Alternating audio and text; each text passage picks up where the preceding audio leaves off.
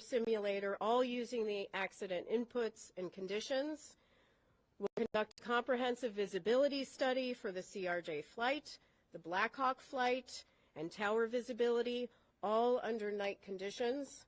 We will conduct additional interviews in helicopter operations and in air traffic control, and the team will continue to examine the radio altimeters, the barometric altimeters, and additional electronics. State your name and your affiliation. Yes, sir. Tom Rousey with ABC7 here in D.C. So it sounds like you're saying the way this was done for years, every day was presenting an intolerable risk. Is that a correct characterization? Yes, that is a correct characterization. There's a serious safety issue here, which is why we're issuing these urgent safety recommendations. Fortunately, and I am pleased that Secretary Duffy took immediate action. Now we need to see that more permanent solution. Well, now that said, you're recommending an alternate route. Couldn't that take it over homes and potentially create battles there? That is something that the FAA has to look at as part of designating that route, which is why we're not prescribing a particular route. That is something they'll have to look at. That's all.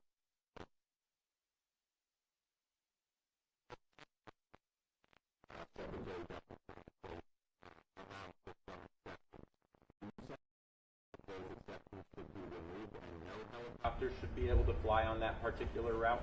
And for those who may not hear the question is about the current exceptions, say for presidential helicopter operations, some life-saving helicopter operations. We are not stating that. We are leaving that to the FAA. They'll have to determine what is necessary. What we are saying is that there is a safety risk here and they need to take immediate action. To follow up on you said over half of the helicopters in these close, near collisions, I guess you could call them, were above the 200-foot threshold. Do you have any explanation for why that might have been the case? Was it issues with altitude instruments? Were they just ignoring the restrictions?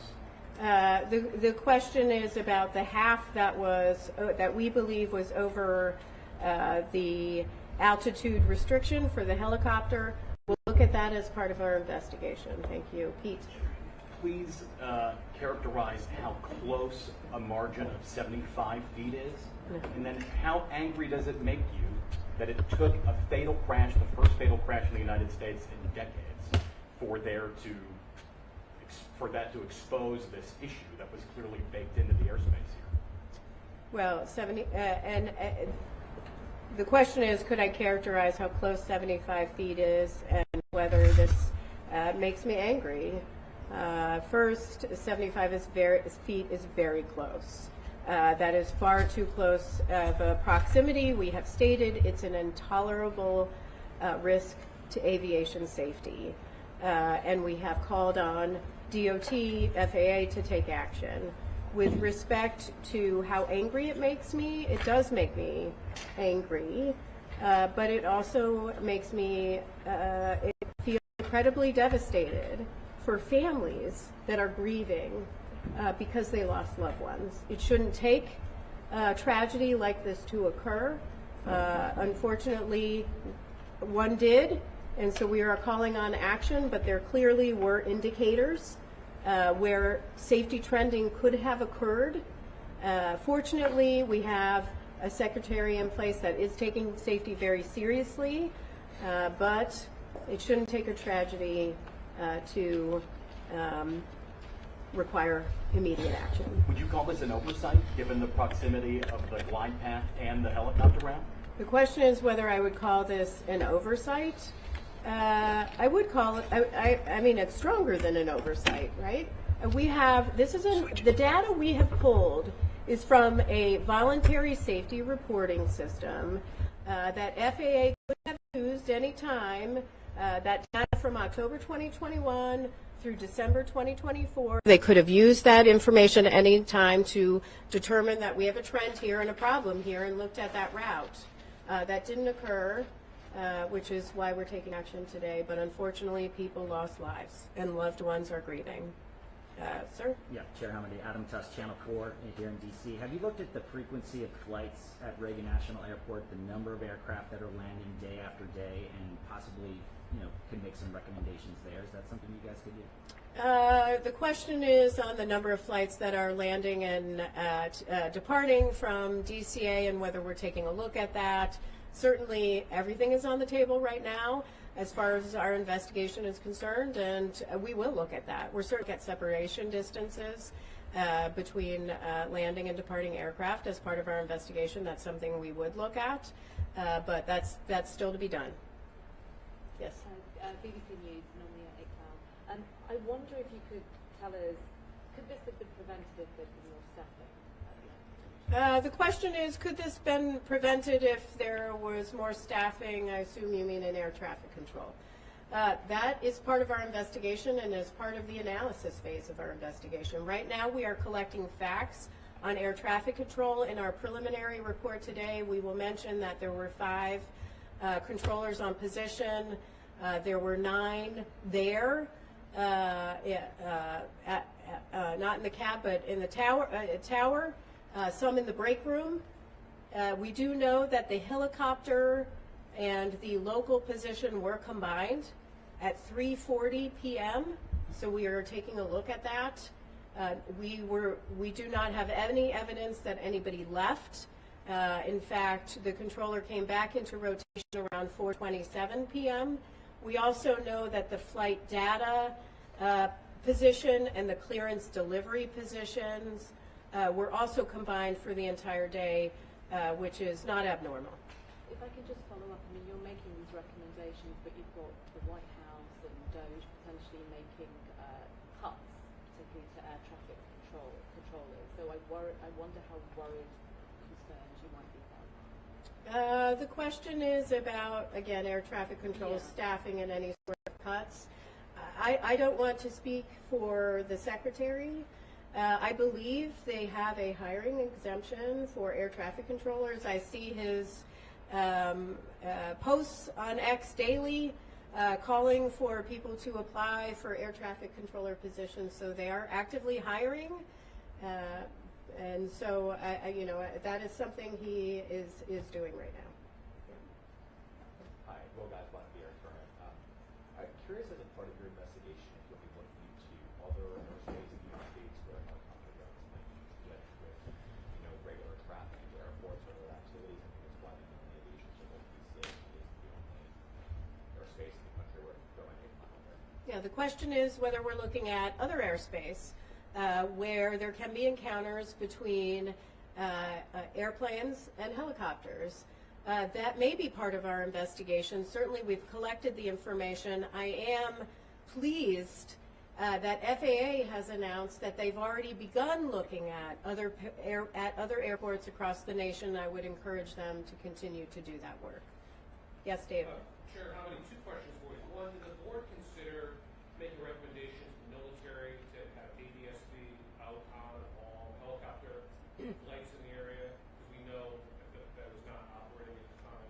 And secondly, is it a fair read of these recommendations that it will allow some helicopter traffic that has been previously prohibited, right? So helicopters that are currently not allowed in that area, if flights are only using runway 1, will be able to operate. The last question is about runway 1. Yes, our recommendations are focused on runway 15 and runway 33 and prohibiting that helicopter traffic when those are in operation. We did not address runway 1.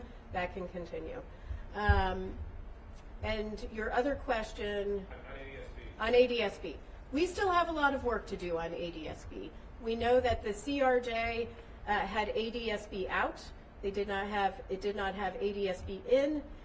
We do have a lot of work to do with the Black Hawk, not just with this Black Hawk, but we are actually looking fleet-wide at the Black Hawk at ADSB. Number one, we have not been able to rule out that in this helicopter we're looking at whether it was installed correctly, whether it was programmed correctly, whether there was some sort of malfunction, or whether it was turned off. But we're not just leaving that to this helicopter. We're looking at it more broadly to really understand how the Army deals with ADSB. Yes. We're at Gray Television. In that 13-year span, we said there was at least one air traffic collision avoidance triggered each month. Can you give some context as to what that national average is like for other large airports or other airports near military operations? The question is on the TCAS alerts that we found at least one every month from 2011 through 2024, and could we characterize that more nationally at other airports? Right now we're focused on DCA. FAA is looking at other airports, and we are pleased with that and encouraging them to do that. We also may look at other airports as part of this investigation. 2 more questions? Yep. We'll count that as one. Okay, thank you. So going back to the collision and evidence, it seems like there's a lot of red flags. Did anybody raise like a red alarm before, or is it just came up because of this incident? And then going back to the controllers and the combining, do you have any insight into how often that happens, especially at DCA towers? Well, with respect to, there's a question on the controllers and how often they combine.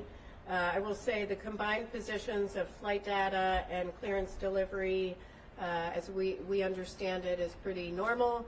With respect to helicopter and local traffic, there are standards that FAA has in place on when they can combine them, and they have to seek certain permissions. But as far as data on how often, that is something we are looking at as part of our investigation. And I'm sorry, your second question was?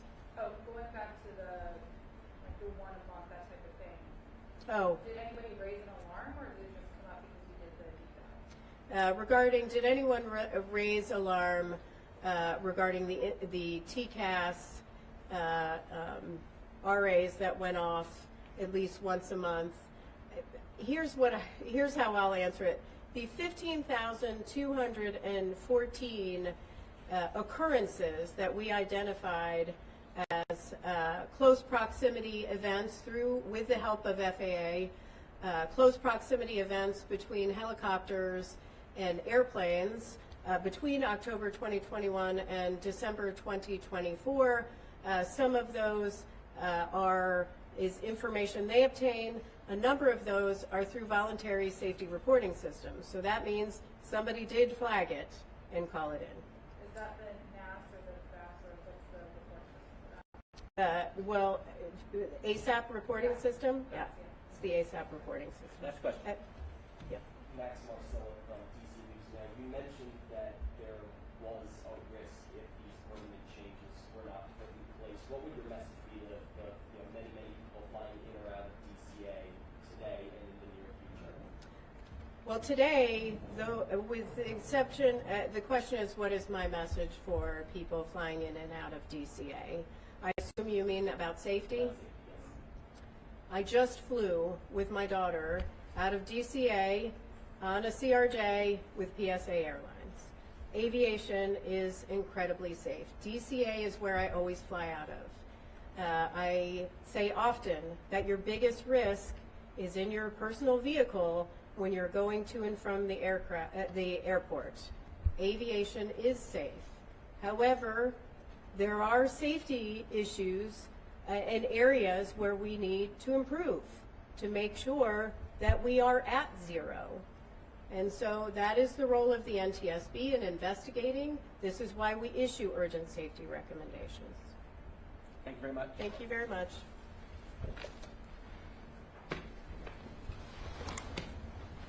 Continue monitoring the progress of the investigation, please check ntsb.gov. Thank you.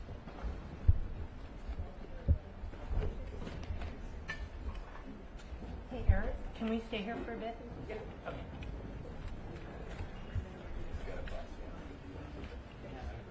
We all set up? There's going to be a surge. Oh, table. Oh, thanks.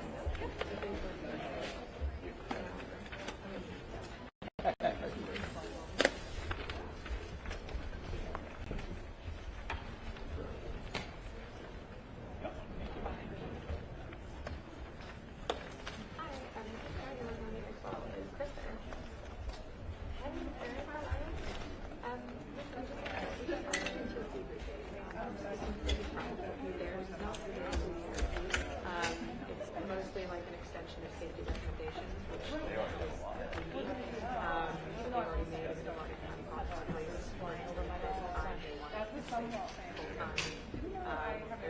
some crash, powered line.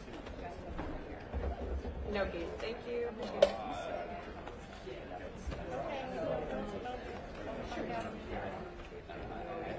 So, no case.